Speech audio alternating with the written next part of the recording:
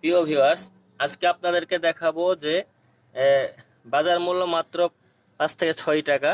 এই গুল ব্যবহার করে যে কোনো শাক সবজি থেকে শুরু করে আনার গাছ, পেয়ারা গাছ, মালটা গাছ, লেবু গাছ, যে কোনো গাছে আপনি স্প্রে করে দিলে পারে সে গাছের পোকামাকড়, পিঁপড়া বা কেঁচো বা কেন্না যেগুলো বলে সেগুলো হলে যে কিভাবে সারাবেন।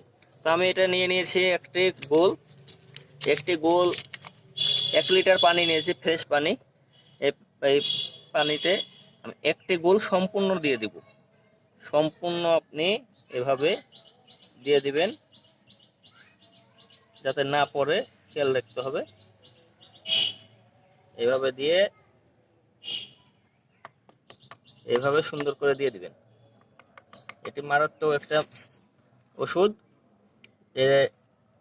এভাবে কাজ করলে পরে আপনার গাছের যত রকমের পোকামাকড় আছে সব মরে যাবে এবং গাছের সবুজ পাতা জন্মাবে, সুন্দর গাছের গ্রোথ হবে, ঝোপালো হবে সুন্দর। তারপর ভালো মতন আপনাকে গুলে নিতে হবে। গুলে নিয়ে আপনাকে প্রায় আধা ঘন্টা রেখে দিয়ে তারপর আবার হচ্ছে ঝাঁকুনি দিয়ে আবার স্প্রে করতে হবে। এটা আমি এখন রেখে দিলাম।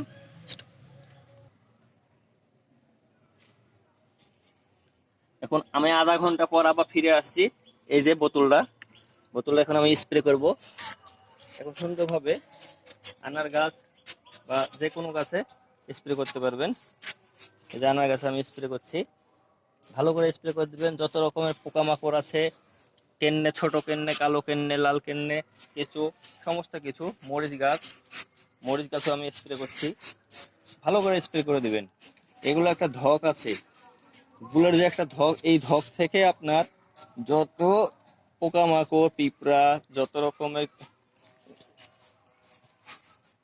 পোকা আছে মারা যাবে। চষি পোকা থেকে শুরু করে সাদা সাদা শ্যাওলা পোকা, যত রকম পোকা আছে। আর মাটিতে স্প্রে করে দেবেন। মাটি স্প্রে করলে পরে কি হবে, এখানে আপনাদের ছোট ছোট কেন্নে বা পিঁপড়া থাকতে পারে, সে পিঁপড়াগুলো মরে যাবে।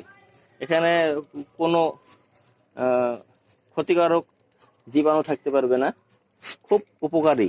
একদিন দিবেন, 2 দিন পর দেখবেন যে আপনার গাছের চেহারা পাল্টে গেছে, সুন্দর সবুজ হয়ে গেছে। এইভাবে দিয়ে দেবেন। আমি মরিচ গাছে দিলাম। এখন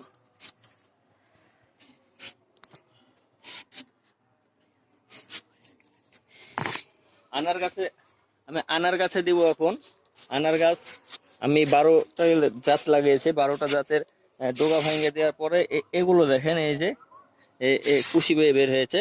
5 থেকে 6 দিন আগে আমি আগা ভেঙে দিয়েছিলাম, কুশি বের হয়েছে। এই নিচে এরিয়াটা রাখবো না, সর্বনিম্ন 10 ইঞ্চি 1 ফিট দূরে থেকে রাখবো। তারপর স্প্রে করে দিব।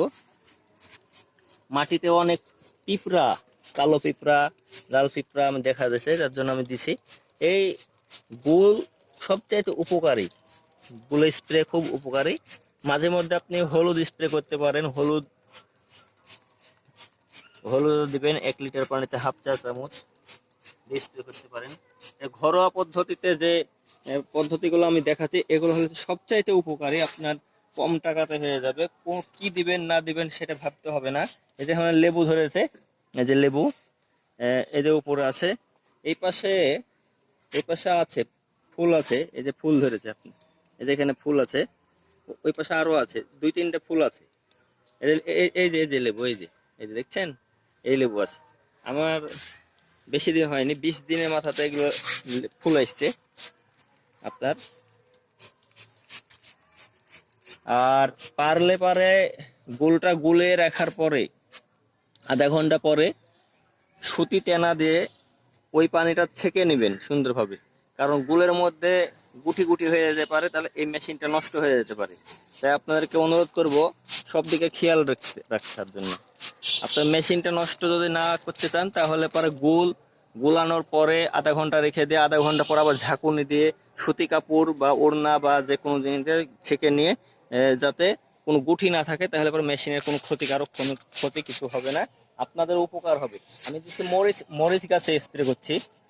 আপনারা ভিডিওটি ভালো লাগলে অবশ্যই সাবস্ক্রাইব করবেন। আর আমার একটা ফেসবুক পেজ আছে, যারা ফলো করেননি অবশ্যই ফলো দিয়ে রাখবেন, ভবিষ্যতে ভিডিওগুলো আপনি যাতে খুব দ্রুত পান। ধন্যবাদ।